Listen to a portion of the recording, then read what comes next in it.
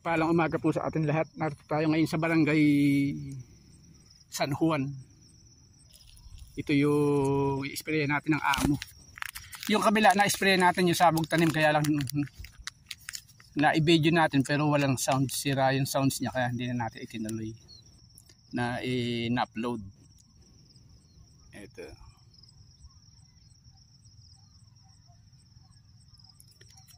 Ito, titimplahin natin dito sa 1.5 na Coke. Pupunuin natin ito. Makukuha na natin ito ng 10 karga, 10 sprayer tank. Kumbaga sa itong isang pakete na ito, pang 1 hektarya na.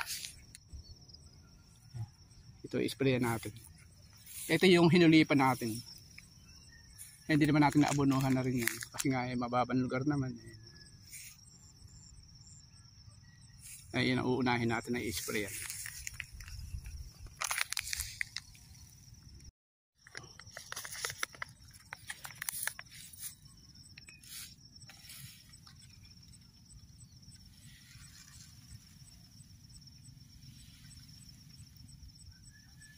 Ayan, pupunuin natin. Ito. Tsaka ang gagawin nating takalan yung isang lata ng sardinas, kaya sakto siya yung 150 ml, kaya bali 10 ang kukuha sa kanya.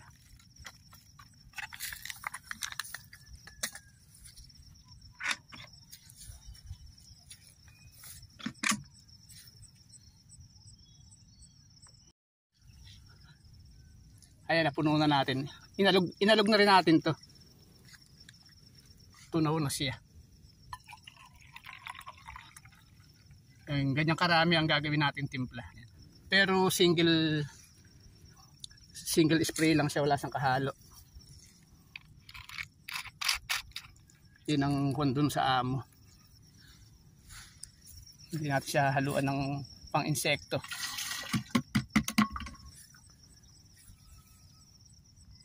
Parang uulanin yung ating pag-i-spray. Oh.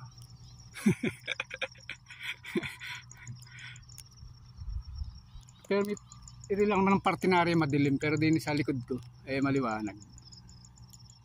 Pwede na rin ituloy ito. Mga 3 karga na lang.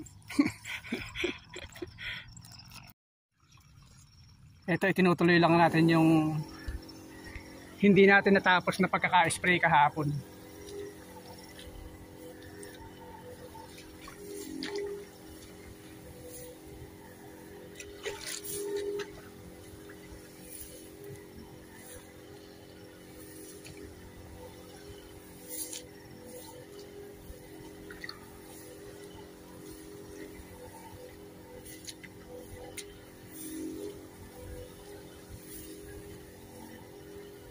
Yung edad nitong palay natin na ito, halos 33 days na siya.